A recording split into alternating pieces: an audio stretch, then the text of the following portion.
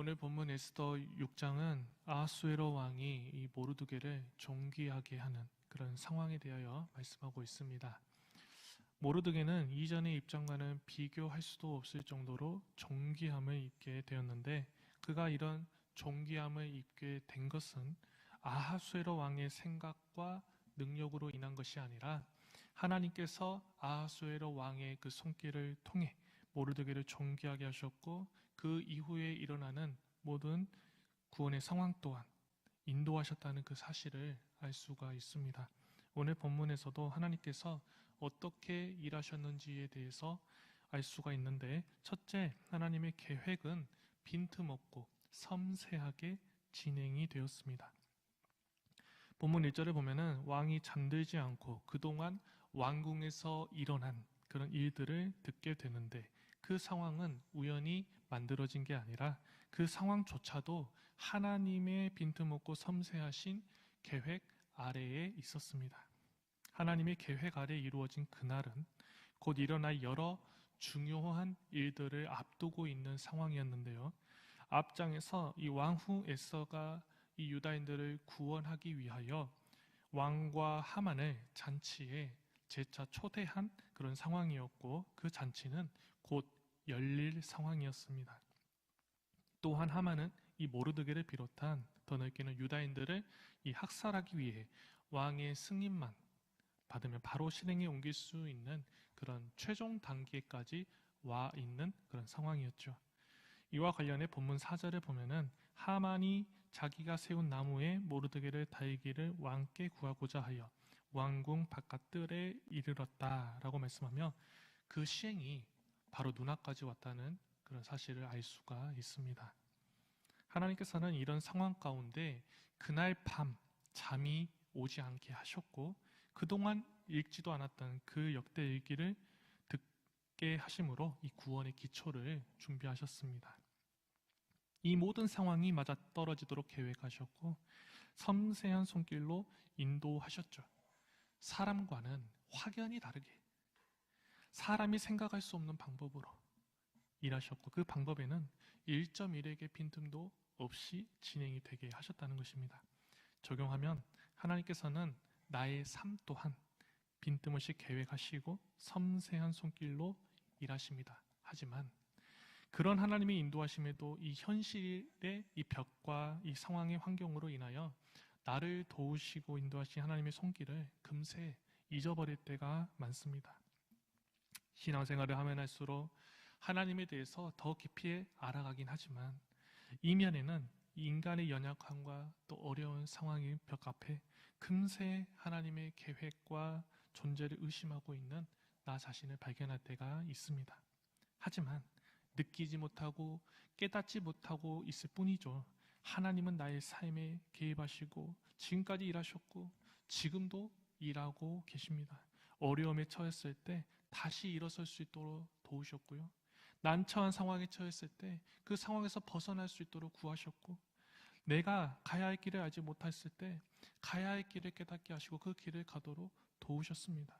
그 사실을 잊어버린 채 의심한 건 바로 나였을 뿐, 하나님께서 언제 어디서나 동일한 모습으로 나를 바라보시며 빈틈없이 계획하셨고 섬세하신 손길로 도우셨으며, 지금도 나의 삶 곳곳에서 하나님의 방법대로 꾸준히 일하고 계시죠. 지금은 믿음이 굳건해도요, 인간인지라 큰 시험과 환란이 찾아오면은 내가 어떻게 바뀔지 모릅니다. 하나님의 존재에 대한 의심이 들 수가 있어요. 그때 지나온 때를 돌아보십시오. 이 순간도 인도하실 하나님이 깨달아지면요, 도리어 이 감사의 고백을 올려드리게 될 것입니다. 언제나 한결같은 모습으로 일하신 이 하나님의 계획과 이끄심을 의심하지 않고 감사의 고백을 날마다 올려드리는 우리 모두가 되시기를 소망합니다. 둘째, 하나님의 계획은 가장 적절할 때 이루어진다는 거예요. 본문 2절을 보면은 이 역대 일기를 통해 과거 아하수에로 왕 자신이 암살의 위기에 처해 있었다는 사실과 그 암살이 무산되게 된 계기는 이 모르드게라는 자의 고발이 있었기 때문에 가능했다는 것을 알게 됩니다. 그리고 본문 3절에서는 그 일에 대해 무슨 종기와 관작을 모르드게에게 베풀었는지 물음으로 자신이 아무것도 베풀지 않았다는 사실도 알게 되지요. 이 부분에서 한 가지 의문이 드는 것은 왜 암살을 고발했던 이 모르드게에게 그 당시 바로 상을 내리지 않았을까라는 점입니다. 암살이라는 상황으로 인해 경황이 없었겠죠. 그렇다 할지라도 이 상이 없었다는 점은 이해하기가 힘든 것이 사실입니다.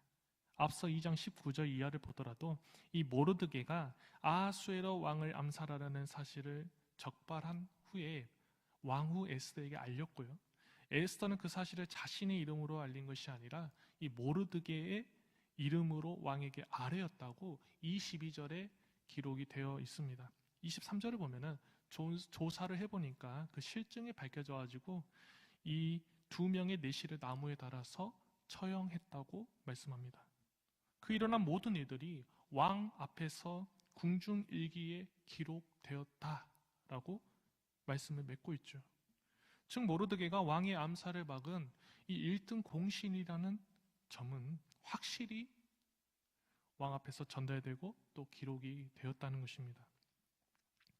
뿐만 아니라 당시 배경을 보면은 이 페르시아 제국을 비롯해서 이 고대의 왕국은요, 음모나 반역을 적발하는 그것에 가장 큰 상을 주어서 그 관례가 있었습니다. 그래서 배반을 막게 했습니다. 그런데 무슨 연고인지 그때 바로 상을 주는 일이 일어나지 않았고 모르드게는 여전히 문지기 노릇을 하고 있었다는 거예요. 이런 상황과 배경을 통틀어 볼 때 모르드게의 보상이 바로 이루어지지 않았다는 사실은 일반적으로는 이해하기 힘들지만 그것조차도 하나님의 주권 아래에 속해 있다는 사실을 인정하게 됩니다. 이해할 수 없는 가장 적절한 시기에 하나님의 계획대로 일하셨다는 것을 알 수 있기 때문에 하만이 모르드게를 비롯한 이 유다 민족을 위기로 몰아넣었을 때 그 적시적소 때 보상을 받게 하심으로 모르드게를 존귀하게 하셨을 뿐만 아니라 이 위기에 처해 있던 유다 백성을 구원하는 이 구원의 기초를 마련하셨다는 것이죠. 적용하면 하나님께서는 내가 행한 작은 일조차도 기억하시고요. 하늘의 산 것뿐만이 아니라 세상적으로도 이 적시적소 때 베푸시며 도우시는 하나님을 임시라는 것을 알게 됩니다. 선한 행위는 선하게, 악한 행위는 악하게 갚으시고요. 잊어버리지 않으시고 각 행위에 맞게 일하십니다. 기도도 마찬가지예요. 하나님께 구하고 구하지만 이 기도의 응답이 늦고 또 때론 늦어지는 그 응답 때문에 내가 구한 것조차도 잊어버릴 때가 있습니다. 하지만 하나님께서는 내가 구한 작은 것조차 잊지 않으시고요. 가장 적시적소 때 응답을 주시고 이루십니다. 준비되어 있어야 하는 것은 하나님이 아니라 가장 적절할 때 그 일을 이루시는 하나님이심을 믿는 모습, 인내하며 기다리는 나의 모습임을 깨닫게 되는 것이죠. 믿음과 인내, 신뢰함으로 하나님의 일하심과 도우심으로 준비되어 가장 필요할 때 베푸시고 공급하시는 이 은혜의 손길을 경험하는 우리 모두가 되시기를 소망합니다. 마지막으로 오늘 본문에서 하만은요, 자신의 꾀에 자신이 넘어가 버리는 그런 어리석은 결말을 맞이하게 되었습니다. 왕이 존귀하게 하려는 자가 누구요? 바로 자신뿐밖에 없다는 것을 확신했죠. 그런데 전혀 생각하지 못한 그런 결말로 이어지고 말았습니다. 원수로 여기고 죽이려 했던 이 모르드게가 바로 왕이 생각했던 존귀한 자였던 것입니다. 그 일로 인해 계속해서 승승장구할 줄 알았던 이 하만은요, 결국엔 몰락의 길로 향하게 되었습니다. 기가 막힌 건 이 본문 4절에도 말씀하듯이 왕이 답을 얻고자 할 때에 하만이 왕을 찾아가게 하셨다는 거예요. 하나님께서는 그동안 하만이 뿌려놓은 이 악의 씨앗들을 가만 내버려 두지 않으시고 결정적인 때 치심으로 단번에 그 상황을 역전시켜서 망하는 길로 나아가게 하셨다는 것입니다. 결론적으로 하나님께서는 이 선한 행위든 악한 행위든 다 기억하십니다. 적시적소 때 각자가 뿌려놓은 씨앗에 맞게 그 삭을 거두게 하신다는 것을 알게 되는 것입니다. 말씀을 정리하겠습니다. 오늘 본문에서 하나님께서는 인간의 행위를 기억하셨고요. 그 행위대로 갚으셨어요. 모르드게는 존귀하게, 하만은 망하게 하셨어요. 물론 그 존귀함의 배경에는 유다 백성을 구원하시고자 하는 이 하나님의 큰 구원의 뜻이 담겨 있기는 했지만, 하나님께서는 자신의 믿음으로 의뢰하는 이 모르드게를 존귀하게 하셨고, 반대로 악한 마음과 행위만을 일삼던 하만은 망하게 하셨습니다. 오늘 말씀을 통해 바라고 원하는 건 하나님의 방법과 때에 빈틈없이 일하시는 그 하나님을 더욱더 우리가 신뢰하기를 원하고, 나의 마음의 동기와 행위를 돌아보기를 원합니다.